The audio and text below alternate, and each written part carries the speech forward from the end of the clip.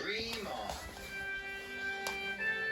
Spencer is a very special engine from the mainland. He belongs to the Duke and Duchess of Oxford. He's very fast, very shiny, and very strong. He also likes to show off. Coming through! The other engines don't like that. One day, Thomas was shunting freight cars at Knapford Yards. Sir Topham had arrived. "The Duke and Duchess of Boxford are coming to Sodor with Spencer," he boomed. "Spencer will be very tired after his long journey, so you, Thomas, must help him." Later, Spencer arrived. Thomas was still working. "Take my passenger cars and shunt them away," Spencer huffed grandly. "I will when I've shunted these freight cars," tooted Thomas. But Spencer didn't like waiting. "I'm faster, shinier, and stronger than you, Thomas. You're just a little tank engine." This made Thomas cross. But he remembered Sir Topham had told him to help. So, Thomas shunted Spencer's passenger cars safely into the sheds.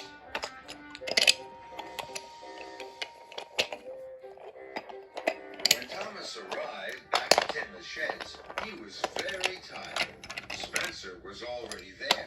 "Anyone can shunt freight cars," wheezed Spencer, "but you have to be very special to pull the Duke and Duchess of Boxford."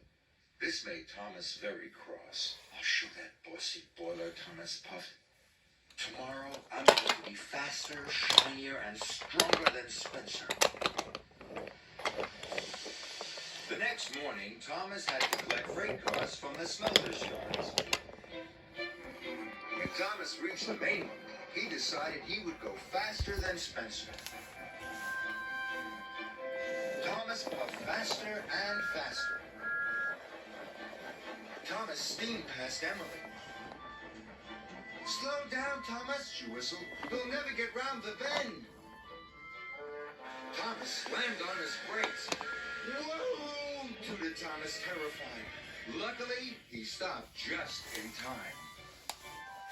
"Maybe I can't be faster than Spencer," he chuffed, "but I can still be shinier and stronger." Later, Thomas was at the washdown. "I'd like the shiniest polish ever," he tooted. Tom scrubbed until he sparkled and shone. It took a very long time. Toby pulled up next to Thomas. "Look, Toby," whooshed Thomas proudly. "I've never been so shiny." Toby had an urgent message for Thomas. "You have to shunt stone at the quarry," he steamed. "They're waiting for you now." So Thomas puffed quickly away. Thomas arrived at the quarry. "My," said Mavis, "you're the shiniest engine I've ever seen." Thomas was pleased. He puffed off proudly. Thomas's cars were filled with stone.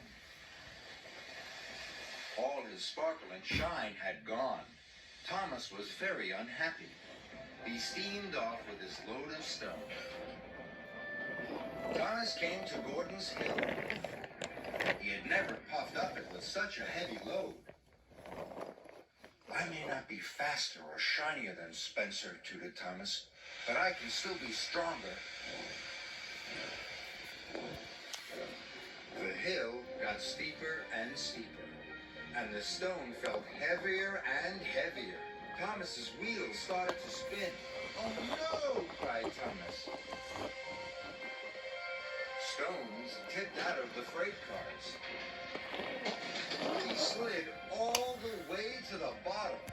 Thomas wasn't strong enough after all. Thomas felt very, very silly. "All day I've tried to be faster and shinier and stronger than Spencer," he wished, "and I'm not." Thomas felt terrible. Next morning, Thomas knew what he was going to do. "I don't want to be faster, shinier, and stronger than Spencer anymore," he chuffed. "I'm very happy to shunt freight cars." Then Sir Topham had arrived.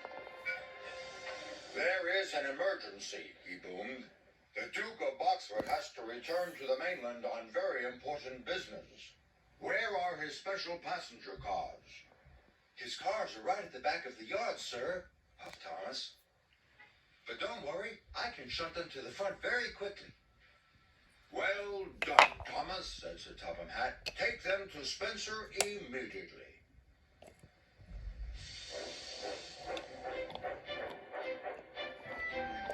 When Thomas arrived at the sheds, Spencer's boiler was still cold.